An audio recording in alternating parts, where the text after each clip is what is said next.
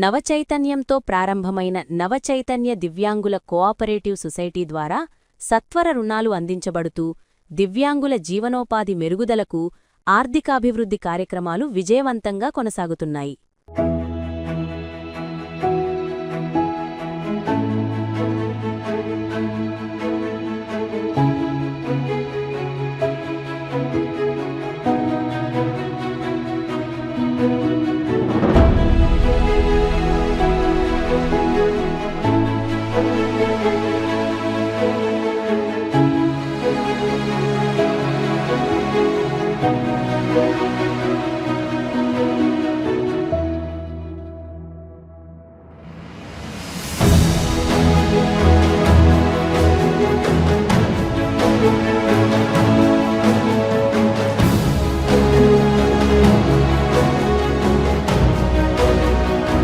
ఈ కార్యక్రమంలో భాగంగా నార్పల గ్రామానికి చెందిన శ్రీమతి గంగావతి గారు రుణం పొందకముందు ఉపాధి లేక ఖాళీగా ఉండేవారు.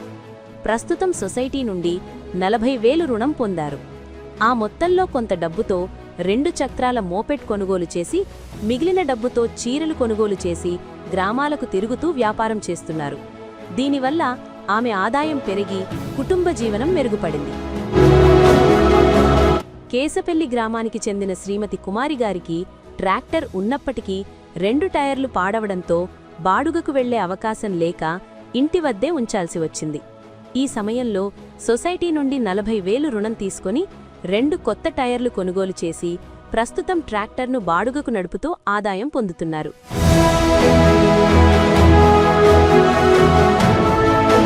తుంపెర గ్రామానికి చెందిన కాటమయ్య గారు కూరగాయల వ్యాపారం కోసం రుణం పొంది ఆటో ద్వారా గ్రామాలు తిరుగుతూ వ్యాపారం చేస్తూ లాభాలు పొందుతున్నారు. అలాగే నార్పల గ్రామానికి చెందిన రుబీనా గారు సోడాలు మరియు కూల్ డ్రింక్స్ వ్యాపారం కోసం 60,000 రుణం పొందారు.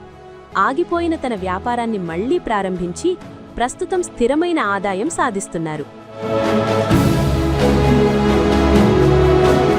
సజ్జలదిన్నె వి రామ్జీ నెయ్యులు మన సొసైటీ బ్యాంకులో 60,000 లోన్ తీసుకుని గతంలో ఉన్నటువంటి ఆటోని ఇప్పుడు లోన్ తీసుకుని రిపేర్ చేయించుకున్నాడు. సజ్జలదిన్నె రామ్నాథ్ సంఘంలో ఉన్నాడు.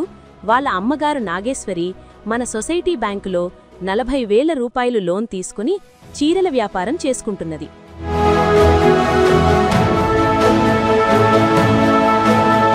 సజ్జలదిన్నె గ్రామంలో మన సొసైటీ బ్యాంకులో పల్లవి అనే అమ్మాయి 40,000 లోన్ తీసుకొని వాళ్ళ అమ్మగారు పల్లవి ఇద్దరూ కలిసి ఫ్రూట్స్ వ్యాపారం చేస్తున్నారు.